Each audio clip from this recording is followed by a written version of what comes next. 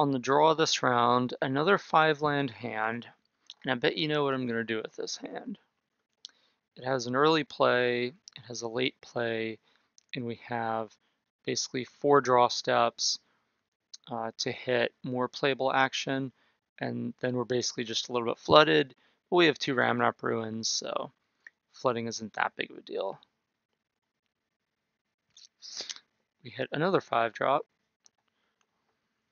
Just going to make flooding a little bit less bad. We hit, as long as the Swooper survives, we hit a 4-mana play there with a Thopterist. And look at that, 3-mana play. So we're going to make the Servo, then we get to make the Virtuoso, and they counter it.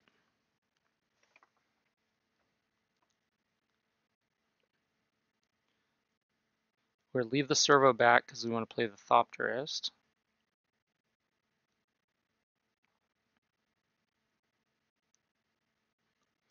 Thopterist survives.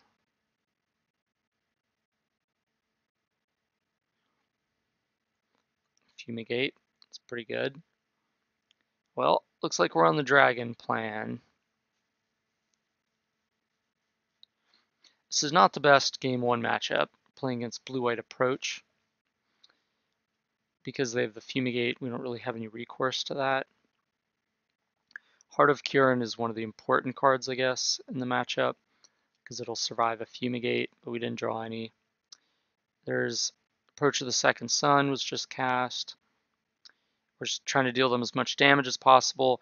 Now, the reason that I did not play the Virtuoso there was I was playing around another Fumigate, because I figured we have the Ramunap Ruins and the 2 dragons, so they really have to Fumigate in order to beat us. Well, what I didn't anticipate was a double Ether Meltdown on my Glorybringers. So if I had known that was a thing that could happen, obviously I would have played the Virtuoso.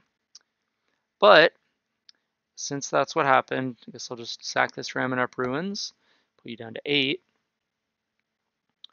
And there's a Ballista. All right, let's bait the counter.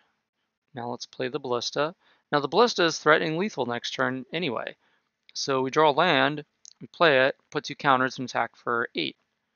Alright, well they had the Fumigate anyway, so not looking like there was anything we could do no matter what. Let's play out this Virtuoso. Alright, and there's the Supreme. We'll look at the top 4, and that'll find the Approach of the Second Sun that they cast the previous couple turns ago, and there it is. So we lost game 1.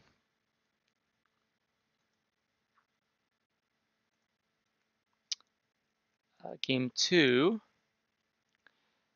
Now in this version we have the Saheeli Ray over the 4th negate. Whichever version you're playing, obviously bring in all the blue cards in this matchup. We want to bring out some of the removal spells. We want to take out a Braid. In this case, both the Braids. In the other version, there's just one Abrade. You want to take out that one Abrade. And then you also want to take out the Glorybringers. So Glorybringers is especially bad in this matchup because they're going to bring in Authority of the Consuls against us because we have haste creatures, move a bunch of tokens, and it'll buy them time. And Glorybringer against Authority of the Consuls is extremely bad. And they don't have any creatures for us to kill. Sometimes they bring in the Regal Caracal, which is like not really that big of a problem for this deck anyway, even without Glorybringer. So I would just side out the Glorybringers, I would side out the Abrades, and I would bring in all the blue cards. I would also bring in the Heart of Kiran. In order to do that, probably side out like 1 Ballista. I think that's probably what I did. So that's essentially what we're doing here. We want to bring in all these. All these cards are great against them. So let's see if game 2 goes a little bit better. Now that we're a little bit better equipped to handle this sort of deck. So this hand is fine. We have a 2-drop, and then we have like a 3-drop if we draw land. and then we have counterspell backup. So this is an okay hand.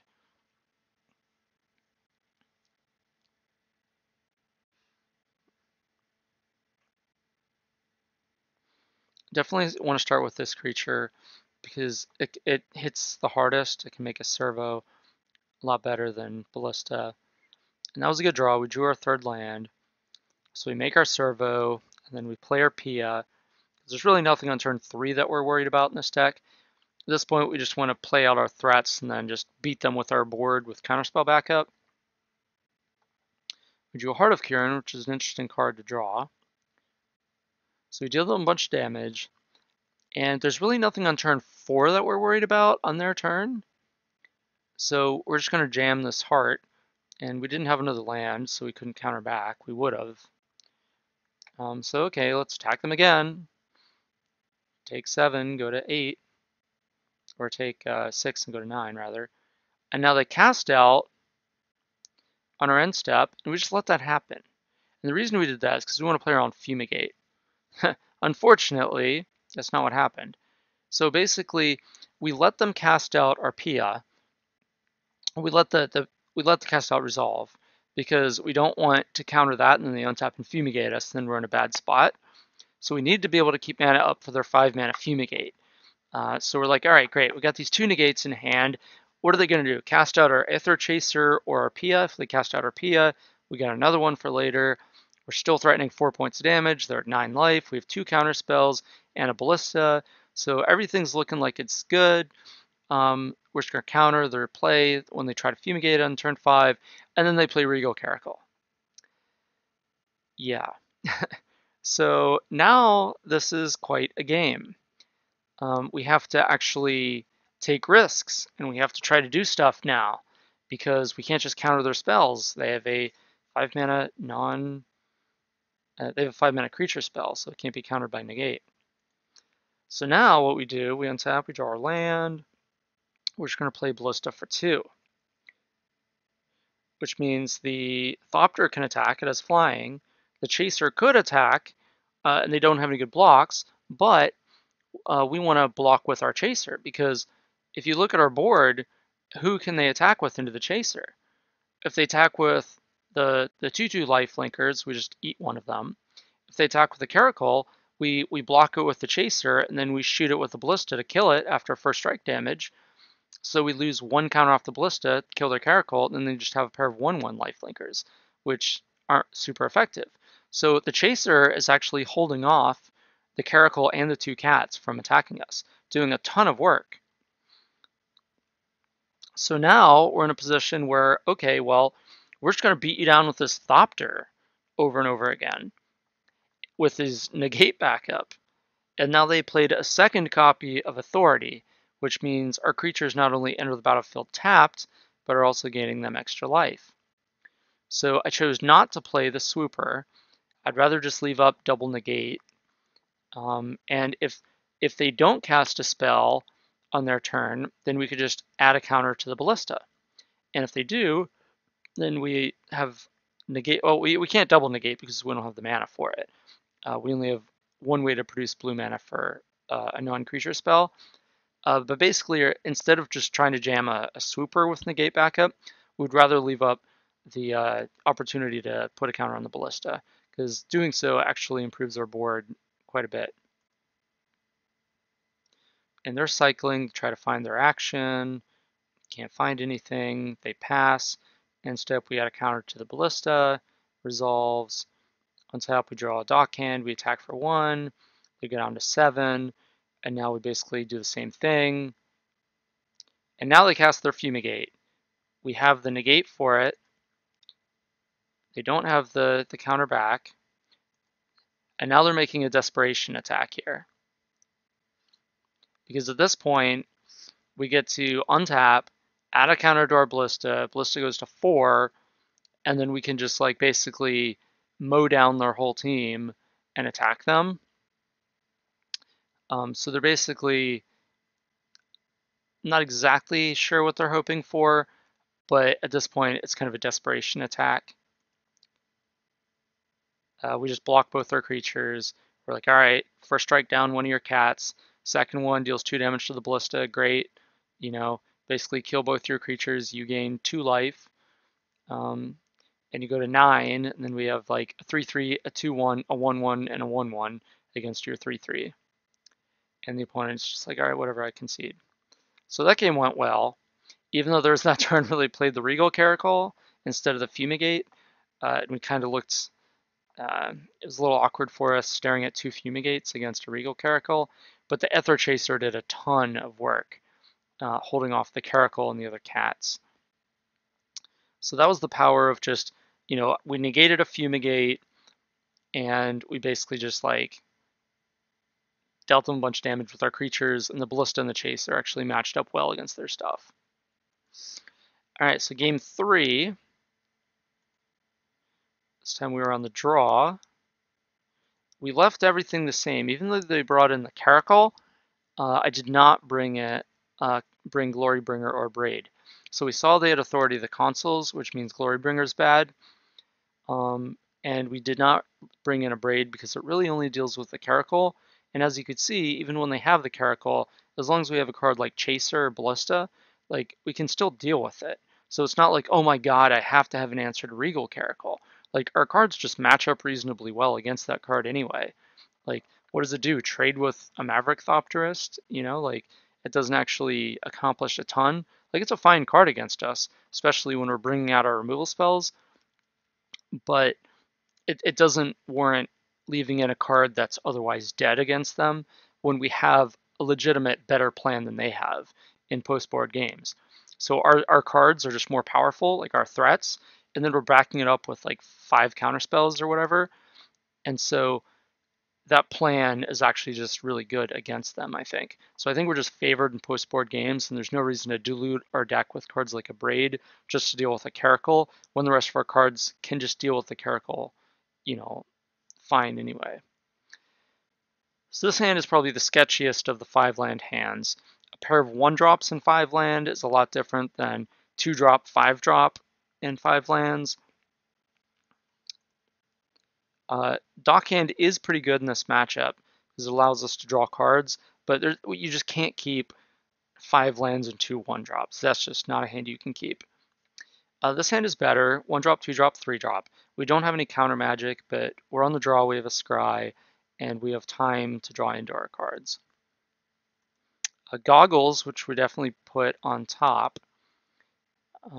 It's an upgrade from Dockhand. Dockhand is not the type of card that you need to cast on turn 1.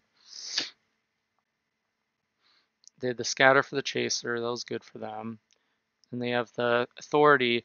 Now here, we're choosing not to play the Saheeli Rai, not because it's not our best play here. Like Saheeli Rai is great, but my thinking is that, well, they probably are going to censor or scatter our play or negate or whatever. We don't want to just lose our Saheeli Rai right away. If our card resolves, we'd rather have the Virtuoso resolve right away, because the Virtuoso is threatening 4 points a turn with the Goggles and the Thopter. So getting that clock on that's dealing 4 a turn is more important than getting Saheeli active a turn early. And I'm also thinking that if they've cast out and they don't have a way to counter the Virtuoso, since they use Scatter instead of Censor on our Chaser, I'm assuming they don't actually have a Censor. And so if they have, say, another, negate or a scatter or something, I'd rather them use it on the Virtuoso. But if they don't have any of that, and they just untap and play land and cast out, I'd much rather them cast out the Virtuoso than the Saheeli. Because Saheeli is kind of our later game path to victory. And that's kind of the more important card. So I just felt like leading with Virtuoso has a lot more upside. We want that to be if they don't have any counter spells in hand and they don't have any cast outs or whatever, we'd still rather cast the Virtuoso first than the Saheeli because it just deals more damage and kills them quicker. And then also the Saheeli is the better long game threat that we want to protect, and so we want to bait their interaction on the Virtuoso first anyway. So whether we're trying to bait to protect the Saheeli or whether we're trying to get the most damage in, both plans say that we should cast the Virtuoso first. So that's why we played the Virtuoso first.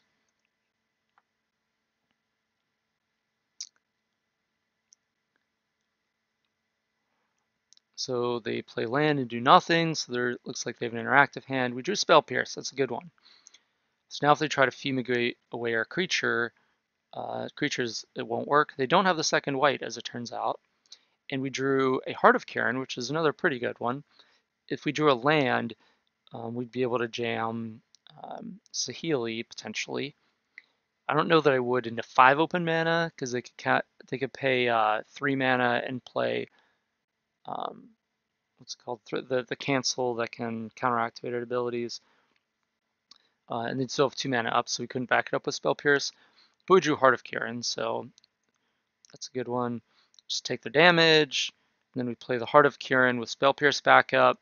They do have the Disallow. We couldn't pierce that. And now here, they play Cast Out with 1 mana up. And I Spell Pierce that because here they're at 14 life, and we're about to deal them 5 more damage to go to 9.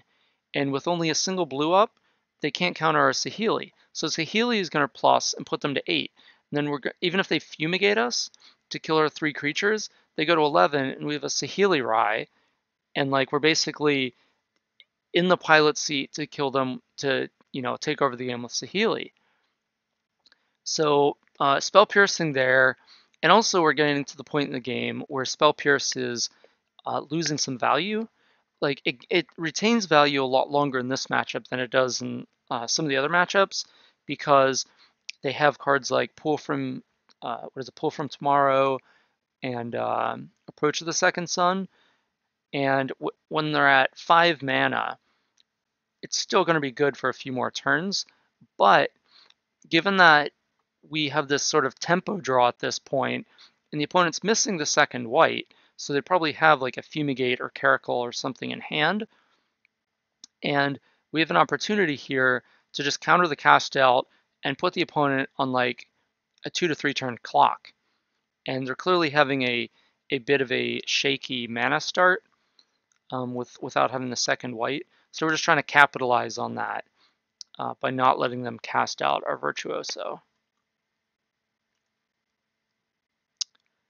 We drew Ballista, not the best draw step there, but that's okay. Still get to jam Saheeli, and we look at Merchant's Dockhand. I believe we do not want that. We'll put that on the bottom.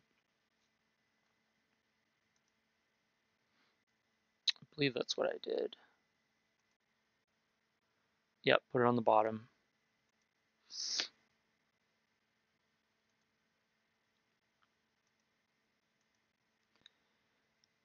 Now the opponent, really on the back foot, impulses, found an island, not great. Now on our turn, we draw Heart of Kiran, which, interestingly enough, is actually lethal. Because we just play Heart of Kiran, we -2 Saheeli to copy Heart of Kiran.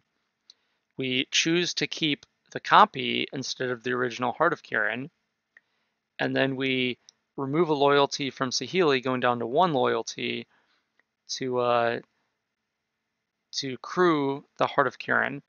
And since the artifact that you copied has haste, then it's basically a 4/4 haster.